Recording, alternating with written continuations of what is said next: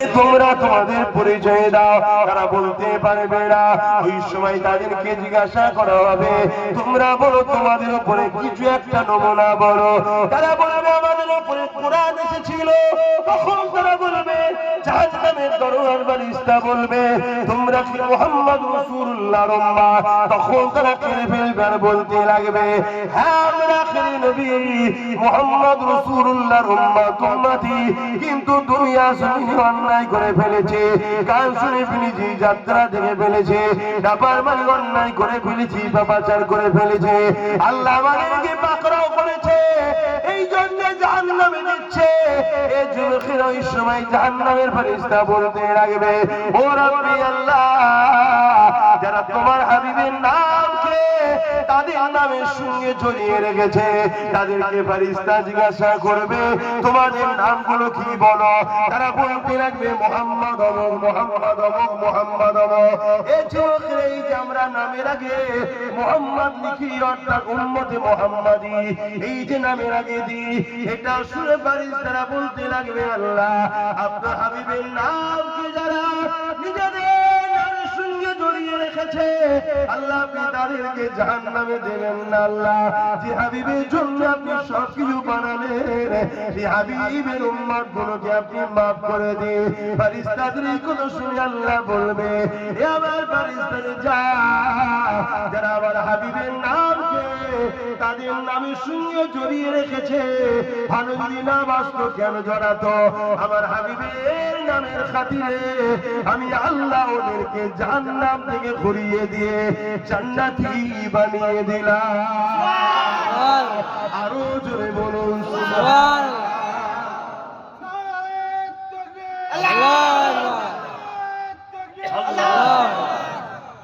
আর আজকে আমরা ইচ্ছা করে মোহাম্মদ নাম ছেড়ে বাদ দিচ্ছি। কালচার তৈরি করো, ছেলেদেরকে কালচার তৈরি করো। প্রত্যেকটা বাপ মা শুনে যান, তিনটে শিক্ষা সন্তানদের দিতেই হবে। যদি না দেয়, ওই বাপ মা কিয়ামতের দিন জাহান্নামে যাবে, ধরা পড়বে। নাম্বার 1 নবীর প্রেম, নাম্বার 2 আহলে রাসূলদের প্রেম, নাম্বার 3 কোরআনের শিক্ষা। তারপরে চতুর্থ নম্বর, আপনি ডাক্তার করবেন, উকিল করবেন, জজ করবেন, ডিএম করবেন, পুলিশ করবেন, নেতা করবেন, মন্ত্রী করবেন, যা করবেন করবেন, কিন্তু এই তিনটে শিক্ষা দিতেই হবে। নাম্বার 1 কি বলুন, সবাই মুখ খুলে বলুন। নাম্বার 1 নবীর প্রেম। নবীর নাম কথা বলতেও কি মুখে কষ্ট হচ্ছে নাকি? বলুন নাম্বার 1 নবীর প্রেম। নাম্বার 2 আলে রাসূলদের প্রেম, নবীর খানদান, নবীর পরিবার, নবীর আওলাদ, কিয়ামত পর্যন্ত আলে রাসূল আছে না? আছে। নবীর খানদান আছে নাকি? আছে। মুজাদ্দিদ জামান হলেন নবীর বংশের আওলাদ, খানদানের বাচ্চা। জোরে বলুন সুবহানাল্লাহ। এই আলে রাসূল শরীফুন নসবের ঘরে বলা হয়। যারা উলামা ভাই আছে যারা জানে, শরীফুন নসবের ঘরে মুহাব্বত করতেই হবে। কেন? এরা নবী ও সাহাবাদের আওলাদ, খানদান। এদেরকে আঘাত দিলে, যেমন আপনাকে আঘাত দিলে আপনার আব্বার কষ্ট হবে, এদেরকে আঘাত দিলে ওপরে কষ্ট যাবে, আল্লাহ ওটা পছন্দ করে না। কথা বুঝে আসছে? এবং 3 নম্বর হলো কোরআনের শিক্ষা, এবং 4 নম্বরে আপনি দুনিয়াবী শিক্ষা যা দেবেন দেবেন। এই তিনটে দিতেই হবে। কথা বুঝে আসছে? অসুবিধা হচ্ছে?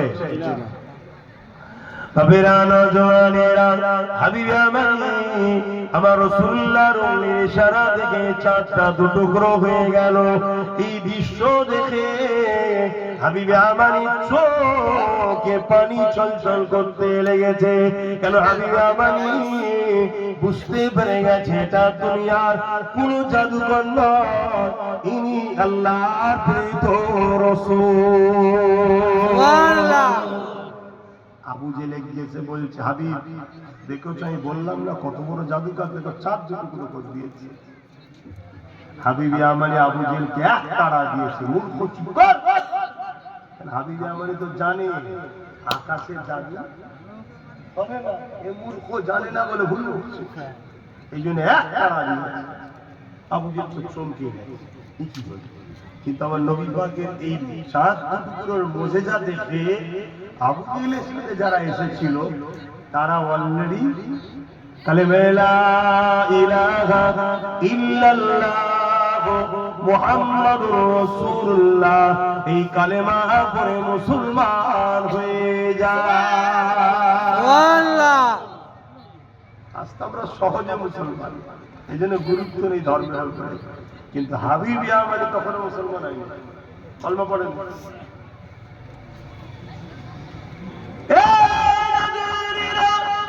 আমরা হিন্দুস্তানের মানুষ, আল্লাহ নবীর মুজিজাত হক আদায় করতে লাগে। এই হিন্দুস্তানের বুক থেকে আমার রাসূলুল্লাহর মুজিজার হককে আদায় করেছে। শুনবে জি কি আদায় করেছে জানেন? জি না। এই যে রাসূল যে মুজিজাটা দেখালো হিন্দুস্তান থেকে, এই মুজিজার হক তো আদায় করেছে কি জানেন? আমি বলবো, জি বলেন। হাবিব আমানি তখনও কিন্তু কলেমা পড়ে হাবিব আমানি আর এক কদম আগে গিয়ে আল্লাহ নবীর আরো কাছে চলে গেলে চোখটা ছোট ছোট চোখ দিয়ে পানি আসতে লেগেছে। হাবিব আমানি বলতে লেগেছে, হে আব্দুল্লাহর বেটা মুহাম্মদ সাল্লাল্লাহু আলাইহি ওয়াসাল্লাম, এটা তো আমি দেখে নিলাম, আরো একটা কথা বলতে চাই। আমার দিলের মধ্যে একটা কথা আছে, আমার দিলের মধ্যে একটা প্রশ্ন আছে, আমার দিলের মধ্যে একটা প্রশ্ন আছে, আমার দিলের মধ্যে একটা পূজা আছে। হে রাসূলুল্লাহ, হে আব্দুল্লাহর বেটা মুহাম্মদ সাল্লাল্লাহু আলাইহি ওয়াসাল্লাম, ওটা কি আপনি বলতে পারবেন আমার দিলের মধ্যে কি রয়েছে? আল্লাহ এখানে আমি দুটো কথা বলবো। নাম্বার ওয়ান, সেই দিনকারের অমুসলিমরাও জানতো নবী সে হবে যে অন্তরের কথা বলতে পারে, আর আজকালকার মুফতি মাওলানারা বলছে অন্তরের খবর জানে না। কত বড় এরা নোংরা হয়ে যাচ্ছে শিক্ষা অর্জন করে। কি আছে না না? কিসের রাগ ভাই আপনার? আপনি তো আমার নবীর নামেই এই যে আমাকে সম্মান করছে, এত লোক বসে আছে কি জন্য? আমি তো রাজনীতির নেতা নাকি? এত লোক জড়ো হয়েছে কি করতে? আমি এদের কাউকে কি খাবার দেবো নাকি? এদের কাউকে বিরিয়ানি দিয়ে ডেকে এনেছি নাকি? এদের কাউকে সাইকেল দেবো নাকি? এদের কাউকে কিছু দেবো যে চলো আমাদের নেতাজি এসছে বিরিয়ানি পাবো 200 টাকা পাবো, এই জন্য এসেছেন নাকি? কি জন্য তাহলে বসে আছে? এই সম্মানটা একটাই কারণে, মুহাম্মদ রাসূলের গোলাম এসেছে, আমি না লালের কথা বলবে, মুহাম্মদ রাসূলের কথা বলবে। তাহলে আমাদের সম্মান যে রাসূলুল্লাহর জন্য আপনি আলেম হয়ে, মাওলানা হয়ে, বক্তা হয়ে নবীর উম্মতকে নবীর সঙ্গে জোড়া ছেড়ে দিয়ে আপনি নবীর থেকে সরাচ্ছেন। আপনি বলছেন নবী নাকি দিলের খবর জানেন, নাউযুবিল্লাহ মিন জালিক। সেদিনকার অমুসলিমরা জানতো নবী তো সে যে গায়েবের খবর দেয়, নবী তো সে যে গায়েব কি বাত বলনে আয়ে হ্যাঁ, নবী তো সে যে অন্তরের খবর বলতে পারে। এই হাবিব আমানি জিজ্ঞেস করছে, হে মুহাম্মদ সাল্লাল্লাহু আলাইহি ওয়াসাল্লাম, আমার অন্তরে একটা কথা আছে, আমার অন্তরে একটা কষ্ট বেদনা প্রশ্ন আছে, এটা কি তুমি বলতে পারবে? আল্লাহর নবী মুচকি এসে বলছে, হে হাবিবি আমানি রে, তোমার একটা 8 বছরের কন্যা সন্তান আছে যে জন্মগত প্যারালাইসিস, এটা তোমার বড় কষ্ট। তুমি চাও তোমার এই সন্তানটা সুস্থ হোক, নেকা হোক, তুমি নিজেকে তাহলে বড় ধন্য মনে করবে। হাবিবি আমানির চোখে যে পানি ছলছল করছিল, এটা শোনার পরে আর চোখের পানি রাখতে পারলো না। হাবিবি আমানি চিৎকার দিয়ে বলল, আবু জেহেল ইনি সত্য বলছে, জোরে বলুন সুবহানাল্লাহ। হাবিবি আমানি তখনও কলেমা পড়ে রে, শুনছেন? তখনও কলেমা পড়ে রে, ঘোড়ার পিঠে উঠে ইয়ামিনে চলে যাচ্ছে। এত কিছু দেখার পরও এত সহজে ইসলাম আসে রে বাপ। আজ চণ্ডীগড়ের মানুষ বড় সহজে আপনারা ইসলাম পেয়েছে, বড় চণ্ডীপুরের মানুষ বড় সহজে ইসলাম পেয়েছেন হয়তো, তাই আমাদের গুরুত্বহীন হয়ে যাচ্ছে। চতুর্দিকে কি হচ্ছে আমাদের কোনো খেয়াল নাই। আমাদের পিছনে নতুন করে আবু জেহেল জেগেছে, নতুন করে ফেরাউনের আবির্ভাব হয়েছে, নতুন করে এজিদের আবির্ভাব হয়েছে, নতুন করে সাদ্দাতের আবির্ভাব হয়েছে, যারা ঘুরিয়ে ফিরিয়ে শুধু আমার ইসলামকে খোঁচা দিচ্ছে। তাদের কাজ তারা ছেড়ে দিয়ে তাদের কাজে তারা ফেল হয়েছে। তারা সমাজের কাছে মুখ দেখাতে পারছে না, তাই তারা বারবার ইসলামের বিরুদ্ধে সমালোচনা করছে।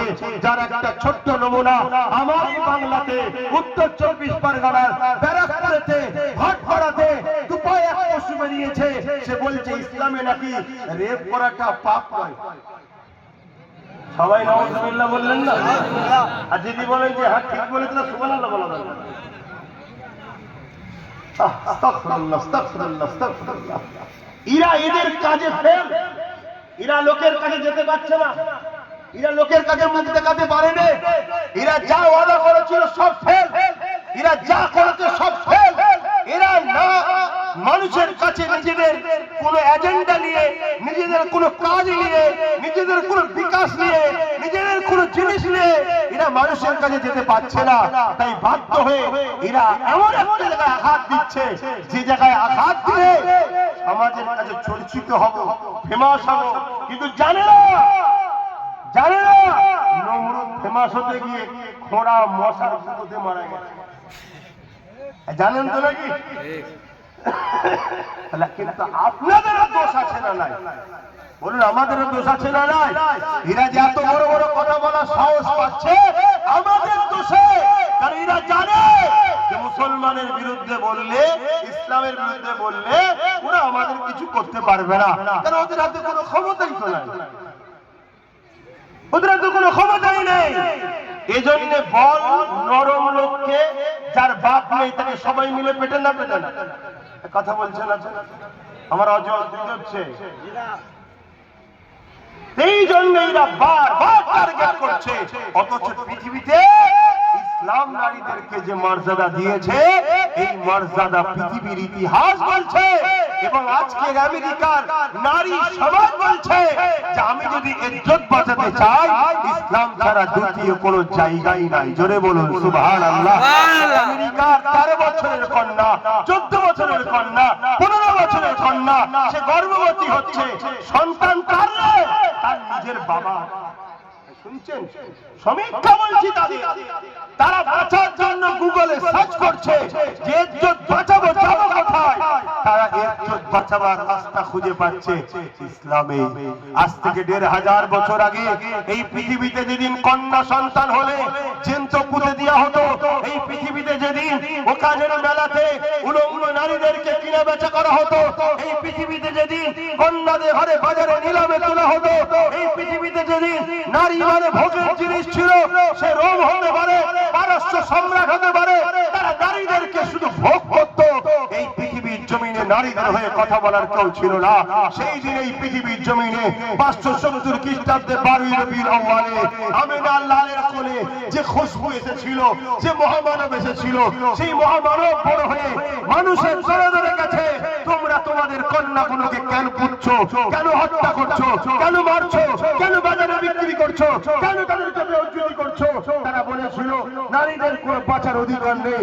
মুহাম্মদ রাসূল বলেছিল এটা তোমাদের ভুল ধারণা। নারী তো তিনি সৃষ্টি করেছে, যিনি পুত্র সন্তান সৃষ্টি করেছে। নারী তো এমন নিয়ামতের জিনিস।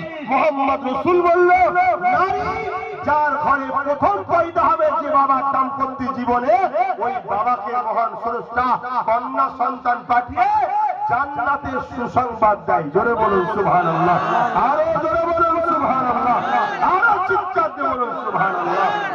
পৃথিবীতে নারীকে এই খবর, এই সুসংবাদ কেউ দিয়ে? আমার প্রফেট মুহাম্মদ সাল্লাল্লাহু আলাইহি ওয়াসাল্লাম, যিনাকে আমি মানি, তিনি মোটেই আব্বাস সিদ্দিকের শুধু নয়, তিনি মোটেই শুধু মুসলমানদের নয়, তিনি এসেছেন মানুষ জাতিকে শান্তি, কল্যাণের, ইনসাফের, ইনসানিয়তের রাস্তা দেখাবার জন্য। তিনি সবার, যতটা আমার, ততটা আপনাদের, ততটা ভারতীয়, ততটা আমেরিকান, ততটা জাপানের, ততটা ফ্রান্সের নবী, সমস্ত কায়নাতের জন্য রাসূল। জোরে বলুন সুবহানাল্লাহ। আমার মুহাম্মদ সাল্লাল্লাহু আলাইহি ওয়াসাল্লামের জীবনীতে পাওয়া যায়, তিনি বলেছেন কোন বাড়িতে 5টা সন্তান হলে ওই বাপ আর রাসূল জান্নাতে একসাথে থাকবে।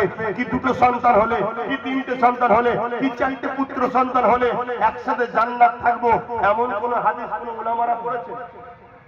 বলেন না ভাই, কোন হাদিস পড়েছে যে আমার রাসূল বলেছে যে 4টে 5টা পুত্র সন্তান হলে একসাথে জান্নাত যাব, কিন্তু সমস্ত উলামারা পড়েছে আল্লাহর নবী বলছেন কারো ঘরে যদি পর পর 3টে কন্যা সন্তান হয়, ওই 3 কন্যার বাবা যদি কন্যাগুলোকে পেয়ে মন খারাপ না করে, অবোঝ না মনে করে, তাকে যদি আদর করে, পিয়ার করে, লালন পালন করে বড় করে বিয়ে দিয়ে দেয়, ওই 3 কন্যার বাবা আর আমি মুহাম্মদ রাসূলুল্লাহ 2 আগুন তুলে নবী দেখিয়েছে যেমন পাশাপাশি আল্লাহর জান্নাতে পাশাপাশি থাকবো। জোরে বলুন সুবহানাল্লাহ, কাজে বলুন সুবহানাল্লাহ।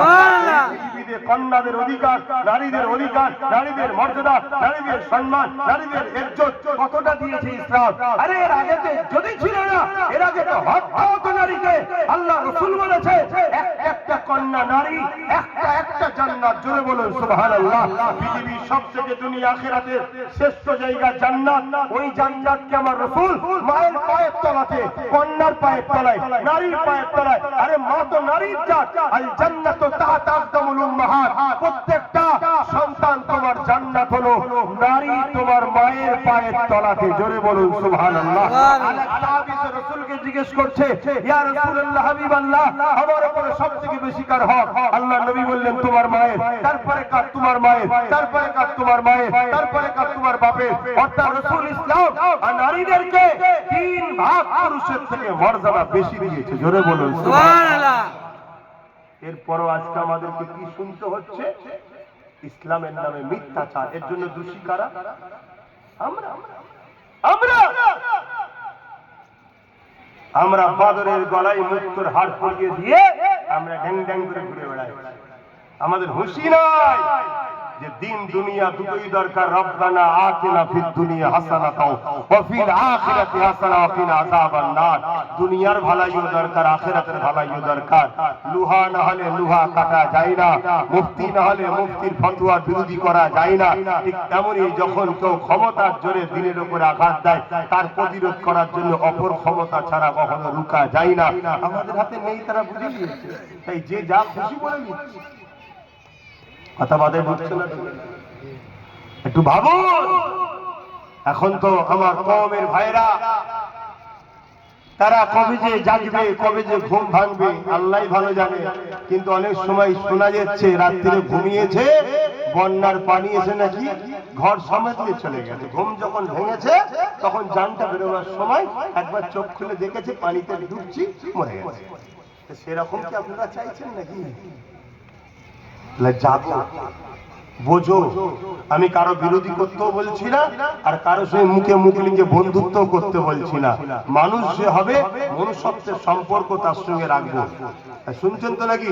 কিন্তু কোন মানুষের সুরাতে যদি পশু হয়, তার সাথে তো মনুষ্যত্ব সম্পর্ক রাখা যায় না। আশের আলোচনা দিকে আবার ফিরে যায়। আল্লাহ নবীর কাছ থেকে হাবিবা মানি ফিরে চলে গেল। তার কন্যা ঘটনাও শুনলো। হাবিবা মানি অনেক রাস্তা অতিক্রম করে নিজের ঘরে ফিরে গেছে।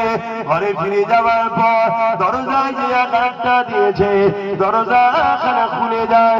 খুলে যাওয়ার পর হাবিবা মানি বড় বড় চোখ করে দেখতে লেগেছে। কি দেখতে লেগেছে? যে মেয়েটা জন্ম সূত্রে প্যারালাইসিস, দাঁড়াতে পারত না, আর অসুস্থ ছিল, ঠিকভাবে ধরতে পারত না। হাবিবা মানি দেখছে আমার সেই 8 বছরের কন্যাটা আর সুস্থ দাঁড়িয়ে দরজা ধরছে, ও দরজা খুলে দিচ্ছে। হাবিবা মানি এই দৃশ্যখানা দেখে অবাক হয়ে গেল। হাবিবা মানি বলতে লেগেছে, মারে এ কি অবস্থা তোর হলো? ওই মহিলা বলতে লেগেছে, বাবা এক রাত্রি আমি ঘুমিয়েছিলাম, একটা ব্যক্তি আমার ঘরে এলো, যার শরীর দিয়ে এত আলো বেরোচ্ছে, আমার ঘরটা আলো আলোকিত হয়ে গেল। তিনি আমাকে এসে বড় বড় লেগে মা বলে সম্বোধন করে ডাক দিল, মা তুমি উঠে দাঁড়াও। আমি বললাম উঠতে পারি না। তিনি তখন বলতে লাগলেন, মারে জলদি করে তুমি পড়ে দাও লা ইলাহা ইল্লাল্লাহু মুহাম্মাদুর রাসূলুল্লাহ। আমি যখনই তুষ্টি করতে লাগলাম, উনি তখন বলতে লাগলো, মারে তোমার আব্বা হাবিবা মানি খুব শিগগিরই তিনি এই কলেমা খানা লা ইলাহা ইল্লাল্লাহ মুহাম্মাদুর রাসূলুল্লাহ এটাকে পড়ে নেবে। হে মা তুমিও পড়ে নাও। আমি তখন পড়তে লাগলাম। যখন পড়া হয়ে গেল তিনি বলতে লাগলেন মা রে বিসমিল্লাহ বলে উঠে দাঁড়া। যখনই আমি উঠে দাঁড়ালাম বাবা আমি অবাক হয়ে গেলাম। কি কারিশমা দেখে অবাক হয়ে গেলাম যে বাবার প্যারালাইসিস ছিল, নড়নচড়ন করার ক্ষমতা ছিল না, যে হাত আমার জন্ম সূত্রে প্যারালাইসিস হয়ে এসেছিল, কোনো নড়নচড়নের ক্ষমতা ছিল না। বাবা সম্পূর্ণ সুস্থ হয়ে গেল। হাবিবে আমানি চোখের পানি পড়ে। মারে বলতে পারবি জিনাকে দেখেছিলিস তিনার কিছু নমুনা? ওই মহিলাটা কন্যাটা এমন করে নমুনা বলতে লেগেছে। আর হাবিবে আমানি ওই জাবল কুবাইস পাহাড়ের ধারে আমার রাসূলুল্লাহকে দেখছিল, আমার নবীর সঙ্গে মিলাচ্ছে। হাবিবে আমানি বুঝতে পেরে গেছে এটা অন্য কেউ নয়, ওই মদিনাওয়ালা এসেছিলেন। আরো জোরে বলুন আল্লাহু আকবার, আল্লাহু আকবার, জিন্দাবাদ। হে জওয়ান তরুণেরা, এবার আমরা জানিরা, এবার বোনেরা, ও বন্ধুপুরের এলাকার মানুষেরা, বাবারা শুয়েখেরা, আমার গোসাবার এলাকার মানুষেরা, আমার রাসূলুল্লাহ জন্য হাবিবে আমানি আতালেন না বিশ খাতে রওনা দিয়ে দিলেন। ও খাতে রওনা দিয়ে আমার রাসূলুল্লাহ কদমে ছুটতে লেগেছে। আমার নবী পাকে কাছে এসে হাবিবে আমানি আমার নবীর কদমে পড়ে গেছে। আল্লাহ নবী দুই হাত ধরে হাবিবে আমানিকে তুলল। হাবিবে আমানি বলতে লেগেছে ইয়া রাসূলুল্লাহ হাবিবাল্লাহ দেরি আর করতে চাই না, আমাকে মানে নূরে কলেমা পড়িয়ে ইসলামের শান্তি সাগরে প্রবেশ করিয়ে দেয়। হে যুবকেরা, আল্লাহ নবীর হাতে হাত দিয়ে হাবিবে আমানি ইমানে নূরে কলেমা পড়ে মুসলমান হয়ে যায়। আল্লাহ চারটা দুটুকরো করছিলেন। ওই দিন হিন্দুস্তানের জমিনে কেরলের একজন রাজা ছিল। রাজাটার নাম হলো রাজা চিরামান। তিনি ধর্মসূত্রে হিন্দু ছিলেন। ওই রাজা চিরামান তিনি কেরলের জমিন থেকে বসে বসে এমন করে খোলা আকাশে নিজে বসেছিলেন।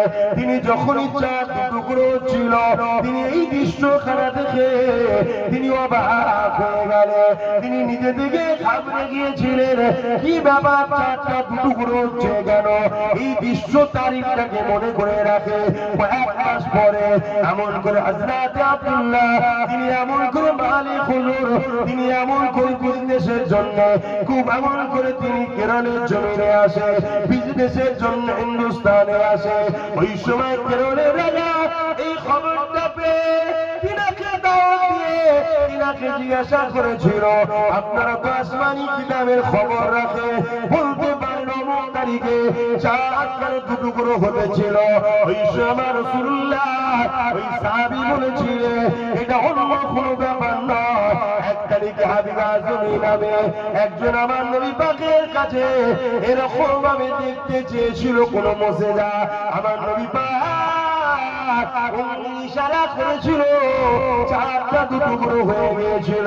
ওই কেরলের রাজা চিরামান সঙ্গে সঙ্গে দাঁড়িয়ে গিয়ে বলতে লাগলো সেই মহান শাহকে কোথায় গিয়ে পাওয়া যাবে?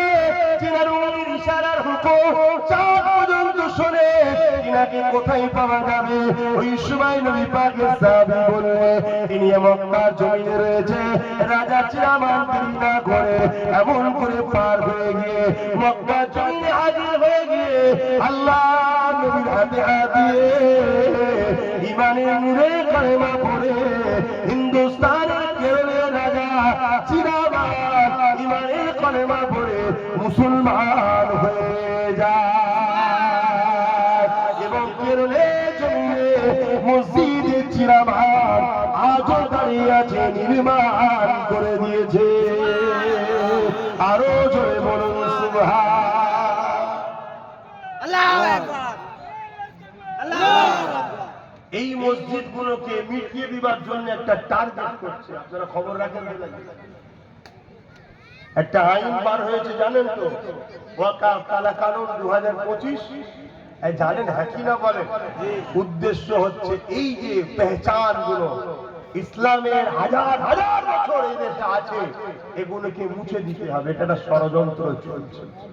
তো যাক, আমি যেখানেই যাই একটু ওয়াকাফে 2-5 মিনিটের কথা বলি, এটা আমার ইমানি দায়িত্ব মনে করি। চণ্ডীপুরের মানুষ শুনতে চান? ওয়াকাফে 2-5 মিনিট বলা দরকার আছে না নাই? হাত তুলে সাক্ষী দেন, আছে না নাই? এখানে জামাত, এখানে 4টে পয়েন্ট আলোচনা হবে, তারপরে জামাত হবে। কথা বুঝে আসছে? এই ওয়াকাফ নিয়ে দু কথা আলোচনা আপনাদের কাছে করব, সময় আছে। কথা বুঝে আসছে? তার আগে একটা ছোট্ট কাজ আছে, কাজটা একটু করে নি নাকি? কি গো, কাজ করা হবে তো নাকি? আছে। আরে হ্যাঁ কি না বলি, ছোট কাজ আছে তো নাকি? কাজটা কি? সালাম। আপনাদের নেকি কিনতে হবে। আপনাদের ঘরে নেকি কিনতে হবে না ফ্রিতে? আচ্ছা, ফ্রিতে জান্নাত পাওয়া যায়? জি না। ধন দৌলত কে দেয়? আল্লাহ। জান কে দেয়? আল্লাহ। আর আল্লাহই বলছে জান মালের বিনিময়ে জান্নাত না। কোরআন পড়ে দেখুন না, আল্লাহই শিখাচ্ছে ফ্রিতে পাস যাসনি। আমি জান দিয়েছি আমার রাস্তায় খরচ কর, আমি মাল দিয়েছি আমার রাস্তায় খরচ কর, বিনিময়ে জান্নাত নে। আল্লাহ শিখাচ্ছে ফ্রিতে কিছু হয় না। এই মাহফিলটা হলো আসলাম খুশি তো নাকি? তাহলে ছেলেরা যাচ্ছে পকেটে হাত দেন, যার যা খুশি একটু শরীক হতে হবে। আর এই সময় আমি একটা নাট করছি শুনুন, আর এই সুযোগে দিয়ে দেয়। কমিটির যারা দায়িত্বে তারা ছাড়া অন্য কেউ উঠবেন না।